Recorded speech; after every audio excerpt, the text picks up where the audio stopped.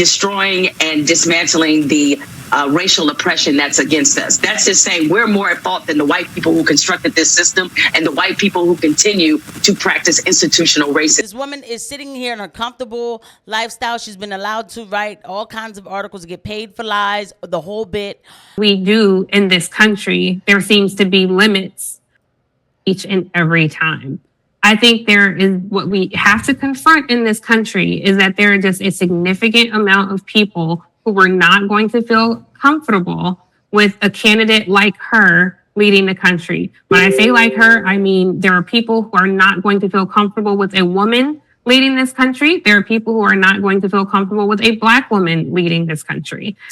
So this is Tiffany Cross. I don't know if you guys remember who Tiffany Cross is, but I do. But just in case you don't, I will show you some old footage of Tiffany Cross. But Tiffany Cross and Angela Rye are losing their minds, of course. They're melting down, lashing out, dying inside, the whole bit, because Black woman lost. It's only because she was a Black woman. Only because she was a Black woman, right? Not because she didn't come correct, right? And so we see it all the time, but I want you to see who we're dealing with exactly. She has a new host, someone called Tiffany Cross, who hosts a show called The Cross Connection. Here's a selection. Many of us have seen the dangers when powerful white people decide they want something, they annex it. And they've never had a problem replacing the people who stand in their way. We see American white people are going crazy. They're resorting to violence. This is literally what conservative white folks do when they don't get their way. They turn violent. White people deputizing themselves in some position of authority to have jurisdiction over their life when they need to mind their blanking business. I don't think it's our responsibility to be tasked with destroying and dismantling the racial oppression that's against us. That's just saying we're more at fault than the white people who constructed this system and the white people who continue to practice institutional racism. A majority of white people do not support policies that would unpack and unroll and reform this system of justice. This is what they want. Matt Gaetz is giving the white folks what they want. White replacement can strangle culture. So yes, we should all be concerned about white replacement. It is, after all, a very threat to our survival here. So that is Tiffany Cross. And I want to also, like, this girl, she is annoying. This is Janelle Hill or something like that. So this, look at the whole angry black face, like, yeah, girl, tell them. You know, these are the type of people who would, man, the last 4 years, these people have been allowed to run rampant and talk about silly things. This woman is sitting here in her comfortable lifestyle. She's been allowed to write all kinds of articles, get paid for lies, the whole bit. And they tell you, you know, but we's is still struggling. The we's is still struggling. We hate white people folk. Well, guess what? Tiffany had ended up losing her job not too far after Tucker's monologue about her, right? Because her words, there's much more. She is like Joy Reid, but Joy Reid is still there, but we're not wishing anything bad on Joy Reid. Now, of course, they're back to complaining some more. We can talk about establishment, populism. To me, I think when we look at the landscape here, it just wasn't anything new. Even when we look at the people who stayed home, the people who did not feel spoken to, the people who were not motivated. I think we have to understand, for a lot of people, President Obama was the floor and not the ceiling. And sometimes you only get a candidate like that once in a lifetime. John F. Kennedy. President Obama was the one on top of making sure that Muammar Gaddafi was taken down in Libya. And now we have a Libyan slave trade because, once again, American establishment, not us the people, establishment could not keep themselves out of Middle Eastern politics and everything else. And so, he helped with that coup on, Muammar Gaddafi, and then now Libya is an absolute mess. Right. That President Obama. Okay. Yeah, he loves the black folk. He loves black people. They called him Obama because he ran out of bombs to drop on these countries. Stop it. Jr., even Ronald Reagan on the other side of the aisle, arguably terrible president, but there was a reason he was called the great communicator. There was a reason he won 49 states in the election. he spoke to a significant electorate in this country, mostly white electorate in this country. So I don't know. I guess I can't really parse out what could have, would have, should have happened because, quite frankly, I'm too busy confronting the fact that no matter what we do in this country, there seems to be limits to our success. And then I feel So, because Kamala didn't come correct, because Kamala she didn't know how to connect. What did they call Reagan? The great communicator. Kamala couldn't even connect to her own so-called black base that she was so-called using. She was using at that time, okay? Because I remember when she ran for the primary, she said she was Indian. Now all of a sudden she was celebrating Kwanzaa and everything else. I know, you're a liar. Whatever. She couldn't connect to her base. They asked her on a show that has only her base in the audience called The View, what would you do different than Joe Biden? And she said, I don't, nothing really. Wow. Not prepared at all. Not prepared at all. Okay. Where has she been in the last 3 years? Where has she been? Where has she been? Right? That's what a lot of people are asking.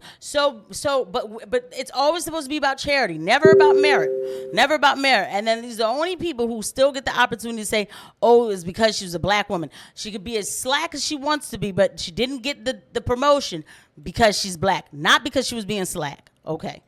Shame for thinking that because I am the descendant of people who never let oppressive tactics suppress their imagination. And I don't want to allow that this time. But I need a little time for grief, to be honest with you, to think about the kind of country that not only do we live in, but we consistently try to save. Can I tell you this too, Cenk? I just really quick, because you brought up Bernie, who is a populist, has been a populist candidate, and has demonstrated that he's not afraid to come out with bold ideas. But I got to tell you, Bernie Sanders, I don't know of a black person. I talked to some black folks where he's from in Vermont, who he's ever mentored. When he was she's worried about the wrong things. This woman was the mayor of Atlanta during the time of the riots where a lot of black people killed each other. There was I think it was Sequoia, a young black little girl. She's about 7 years old. She got hungry. Mom went to take her to Wendy's to get, some, 4 for $4, whatever. Riot broke out because, it was the summer of love. It was BLM. Everybody, hey, y'all could be outside acting the fool. Shots fired all over the place. Little girl died. I don't think that Angela Rye is the one to tell anybody about anything political that they should be doing. Sorry. In the House of Representatives, he never voted with the Congressional Black Caucus on their alternative budget that they introduce every year, which is, and I'm sure if you look at what their budget priorities are, 9 times out of 10, I bet you'd agree with them. And I'm sure that you didn't look at them because you would have gave out a couple examples. They never come correct. It's only complaints, never facts to back up the complaints. But go ahead and sound off. Talk about qualifications. Bernie Sanders was a new senator, in 2007 when he was sworn in. I'm talking about his House of Representatives record. And it's surprising to me because if we're honest, if Kamala Harris or Barack Obama, for that matter, ran a year after or a couple of years after they were sworn into the Senate, with no other prior experience, that would have been a huge story. So I think we got to really talk about that and examine some of that. And I love progressives. I consider myself a progressive. What I don't love are liberals because I've seen a lot of them. I'm from Seattle, Washington. I've seen a lot of them be real racist. So when I tell you we got some reconstruction work to do, we really do, because racism is pervasive and it exists on a bipartisan and a non. It exists everywhere, guys. Hello. Hey, guys. Hey, hello. There's racism everywhere. Here you go. Here's your racism. There's hate everywhere. Don't you just love it? Just seriously. So what? I'm not saying, and now when I say that, I'm saying on an individual basis, not everybody's going to love you just because you're black. They're not supposed to, okay? Y'all will call that racism. Or what they'll call racism is somebody saying black people commit a lot of crimes.